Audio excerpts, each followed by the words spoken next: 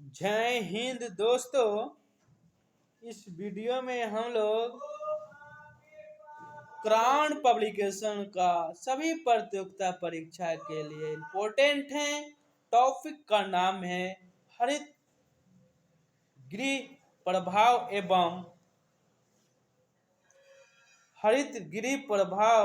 एवं जलवायु परिवर्तन। क्या है टॉपिक का नाम?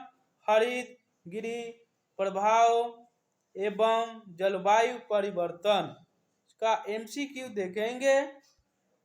एमसीक्यू के रूप में हम लोग क्वेश्चन एक है, ग्रीन हाउस गैसों का किससे है? जोसेफ फोरियर ने किया था। फिर नेक्स्ट क्वेश्चन है, कार्बन क्रेडिट के संदर्भ में निम्नलिखित में से कौन सा कथन सत्य नहीं है? नहीं के बारे में पूछा जा रहा है, तो ऑप्शन डी होगा। कार्बन क्रेडिट का क्रय विक्रय संयुक्त राष्ट्र पर्यावरण कार्यक्रम के द्वारा समय समय पर नियम मुल्कों के आधार पर किया जाता है। मानव की कौन सी क्रिया जलवायु से सर्वाधिक प्रभाव होती है? तो कृषि। निम्न में से किससे जलवायु परिवर्तन का क्रायोजेनिक संकेतक प्राप्त किया जाता है? Ice core. क्या है? Ice core. Kyoto protocol. क्या है? क्योटो प्रोटोकॉल निम्न में से संबंधित है जलवायु परिवर्तन का। किसे? जलवायु परिवर्तन का। वायु में कार्बन डाइऑक्साइड की बढ़ती हुई मात्रा से वायुमंडल का तापमान धीरे धीरे बढ़ रहा है, क्योंकि कार्बन डाइऑक्साइड सौर विकिरण के अवरक्त अंश को अवशोषित करती है। निम्नलिखित में कौन सी सम्मिलित नहीं है? तो कार्बन व्यापार मॉन्ट्रियल प्रोटोकॉल। Carbon credit. क्या है? कार्बन क्रेडिट का दृष्टिकोण इनमें से किसने शुरुआत? Kyoto protocol. Option number A.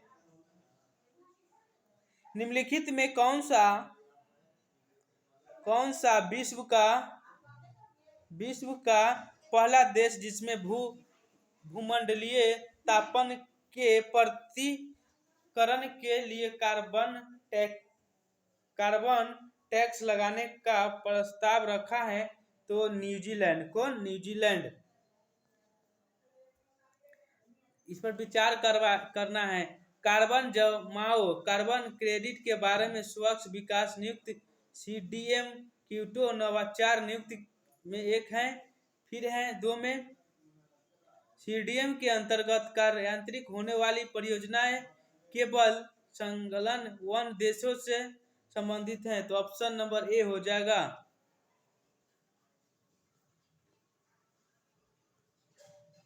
निम्नलिखित में से किसने सुझाया था कि पृथ्वी की धुरी पर अवस्था बदलना जलवायु परिवर्तन के लिए एक कारक है?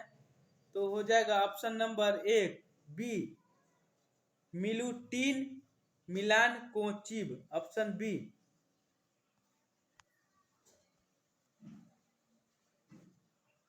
फिर हम लोग देखेंगे, निम्नलिखित दशाओं में कौन सा वैश्विक ताप के असर को इंगित करता है? तो सभी हो जाएगा। क्या होगा? सभी हो जाएगा। हिमानी की पिघलना, सागरीय तल में उत्तन। फिर होगा मौसम मौस मौसमी दशाओं में परिवर्तन। 4 में होगा ग्लोबल तापमान में वृद्धि, ऑप्शन नंबर डी।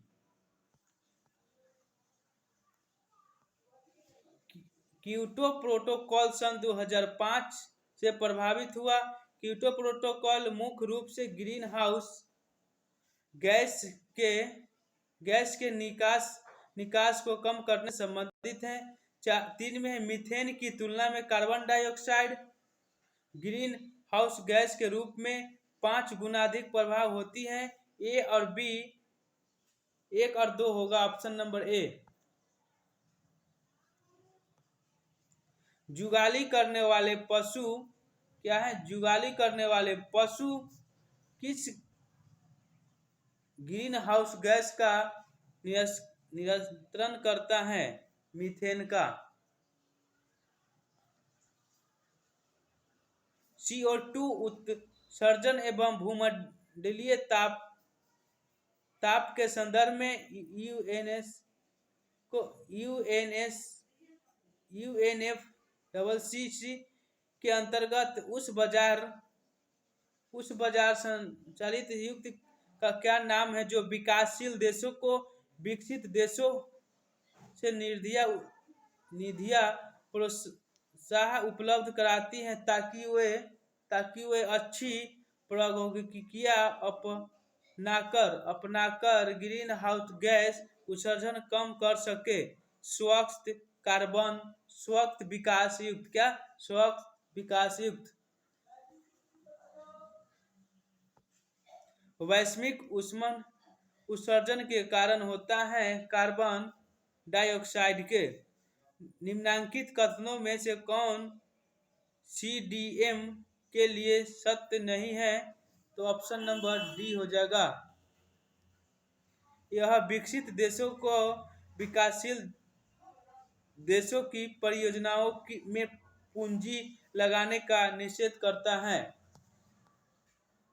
यहाँ पे विचार करने के लिए कह रहा है, निम्नलिखित पर विचार कीजिए। धान के खेत, कोयले की खान, पालतू पशु, आर्द्र भूमि, उपयुक्त में से कौन सी ग्रीन हाउस गैस मिश्रण स्रोत है? इसमें से सभी हो जाएगा। फिर नेक्स्ट क्वेश्चन है, पर्यावरण में ग्रीन हाउस प्रभावित में वृद्धि होता है कार्बन डाइऑक्साइड के कारण।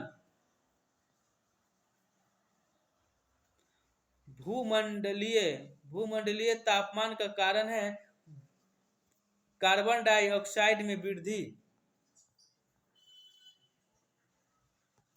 निम्नलिखित में से कौन सा सार्वत्रिक तापन क्या है? सार्वत्रिक तापन ग्लोबल वार्मिंग के लिए उत्तरदायी है? तो उपयुक्त में से सभी होगा। मीथेन, कार्बन डाइऑक्साइड और जलवाष्प।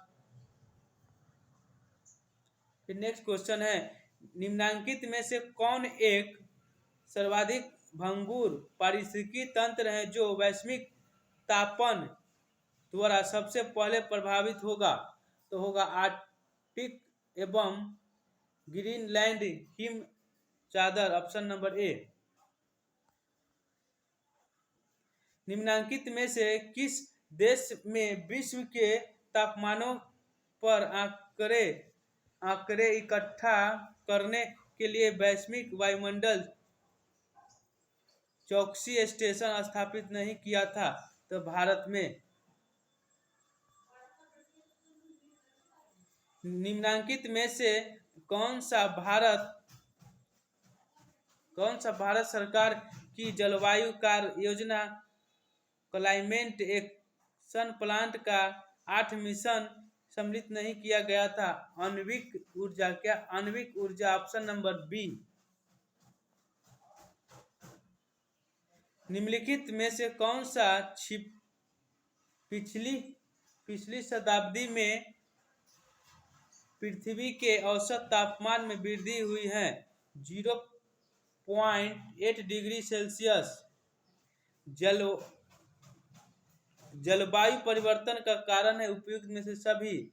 ग्रीन हाउस गैसों, प्रदूषण और ओजोन परत का क्षरण। भूमंडलीय उष्णता ग्लोबल वार्मिंग के परिणाम स्वरूप। एक में है सार्वभौमिक संपर्क बेहतर हो गए, 2 में है हिमनदी वज्री भूमि होने लगी, 3 में है समय से पूर्व आम में बौर लगा, 4 में स्वस्थ एवं कुप्रभाव पड़ा। तो 2, 3, 4 हो जाएगा ऑप्शन नंबर बी।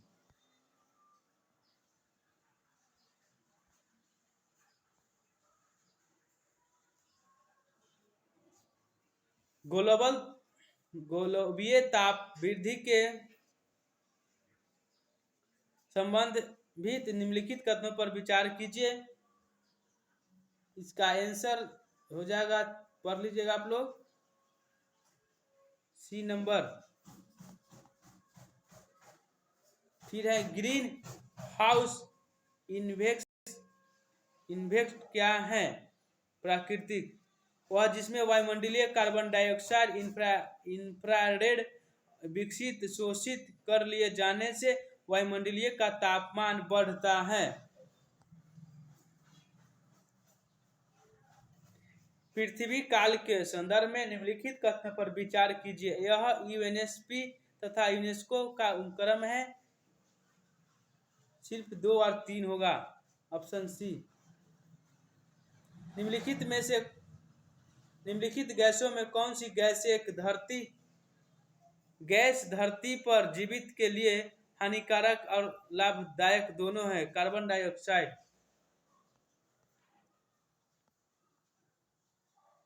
फिर है हरित जलवायु निधि ग्रीन क्लाइमेट फंड के बारे में निम्नलिखित में से कौन सा कथन सत्य है? यह विकासशील देशों को जलवायु परिवर्तन के सामना करने हेतु अनुकूलन और न्यूनीकरण पद्धतियों में सहायता देने के आशय से बनती है। तो ऑप्शन ए हो जाएगा। निम्नलिखित कथनों में से कौन सा एशिया पैसिफिक संघ के सदस्य संबंधित नहीं है? तो उपयुक्त में से सभी। उनकी संख्या विश्व जनसंख्या में 45% है। वे विश्व का 48% ऊर्जा का उपयोग करते हैं। वे विश्व का 48% हरित गृह गैसों के निरसन के लिए उत्तरदायी हैं। वे प्रोटोकॉल को समर्थन देता है, ऑप्शन डी। लास्ट क्वेश्चन है, आज कार्बन डाइऑक्साइड